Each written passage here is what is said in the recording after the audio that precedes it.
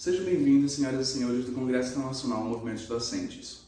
Eu me chamo Matheus, sou um dos autores desse trabalho, que é chamado de Jogos Eletrônicos Educativos e Comuns como Possibilidade para o Ensino de Matemática. Eu sou um homem alto, moreno, de pele parda, com cabelo trançado e vou apresentar a vocês tudo o que realizamos nesse trabalho. Primeiro de tudo, esse trabalho nasceu a partir de um projeto, o Projeto PIBEC, da Universidade Federal do Pará, do campus de Castanhal. Nesse trabalho, buscamos praticar o uso de celulares para o ensino da matemática através de jogos eletrônicos. E para fazer isso, realizamos um levantamento dos jogos eletrônicos existentes no mercado e fizemos uma segmentação: jogos eletrônicos comuns e jogos eletrônicos pedagógicos. A partir dessa segmentação, dessa diferenciação, buscamos não apenas trabalhar com um, mas trabalhar com os dois e realizar uma análise comparativa para analisar os pontos fortes de cada um dos dois. Antes de tudo, vamos entender alguns conceitos importantes. O que seria um jogo? O que seria um jogo eletrônico? O que seria um jogo eletrônico educativo? E o que seria, denominado nesse trabalho, um jogo eletrônico comum? Um jogo, segundo Carl McCulloch, no seu livro The Gamification of Learning and Instruction,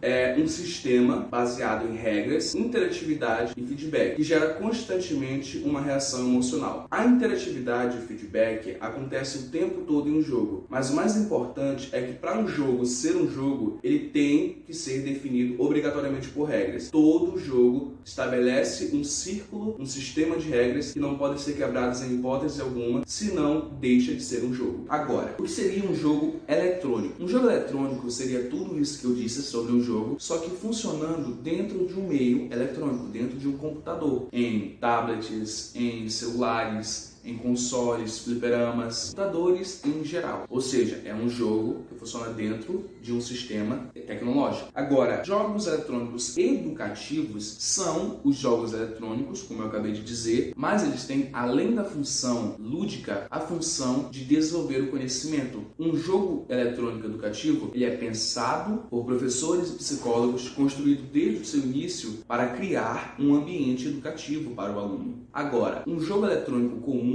nesse trabalho, definimos como todos os jogos eletrônicos que não se enquadram dentro da categoria de um jogo eletrônico educativo. Ou seja, todo jogo que não tem como objetivo, um dos seus objetivos principais, desenvolver o conhecimento, consideramos nesse trabalho que seja um jogo eletrônico comum, no caso, o que é a maioria no mercado. Sabendo disso, o que fizemos para trabalhar a matemática utilizando jogos eletrônicos foi a aplicação de duas oficinas. Uma oficina utilizamos os jogos eletrônicos educativos e a outra oficina utilizamos jogos eletrônicos comuns. Numa oficina, fizemos um levantamento dos jogos do mercado, de jogos educativos para ensinar matemática, algum assunto de matemática da nossa escolha. Escolhemos apresentar geometria e trigonometria e, fazendo uma análise do mercado, encontramos dois jogos, o Pitágoras e o Euclídea. Jogos feitos para ensinar a trigonometria e o outro ensinar a geometria. O Euclídea para ensinar geometria e o Pitágoras para ensinar a trigonometria. Na segunda oficina, a gente trabalhou com jogos comuns. E os jogos comuns são maioria no mercado. São o que os alunos têm mais acesso. É o que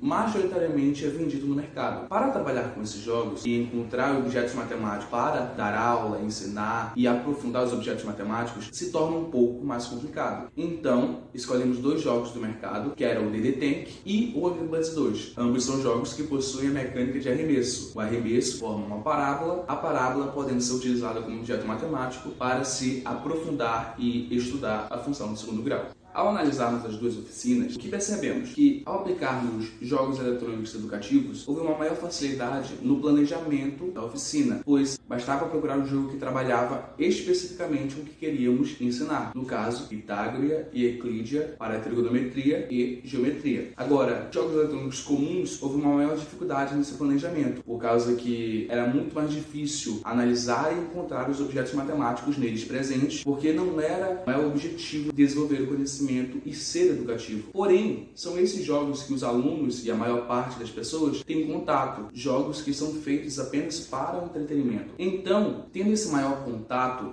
os alunos possuem um conhecimento prévio dos jogos eletrônicos comuns. Então, ao escolher esses jogos que são mais populares, podemos trabalhar o conhecimento significativo, pois o aluno terá conhecimento prévio daquilo e, a partir disso, fará o conhecimento que ele receberá ser mais significativo. Porém, vale simplificar o seguinte, que a aplicação de jogos e a gamificação não são suficientes para tornar todo esse processo de utilização de jogos eletrônicos comuns e educativos, tornar todo esse processo eficiente e viável e frutífero para a educação, para ter uma educação dinâmica, para ter uma educação lúdica e para ter uma educação desafiadora, é necessário um planejamento bom do professor. Então, aqui, como grande maioria dos outros processos de ensino e aprendizagem, o professor é peça central. Como já diria Gary Bunnell, os professores precisam dominar com segurança esses meios auxiliares de ensino, conhecendo-os e aprendendo a utilizá-los. Ou seja, o professor é peça indispensável do ensino e aprendizagem. Muito obrigado.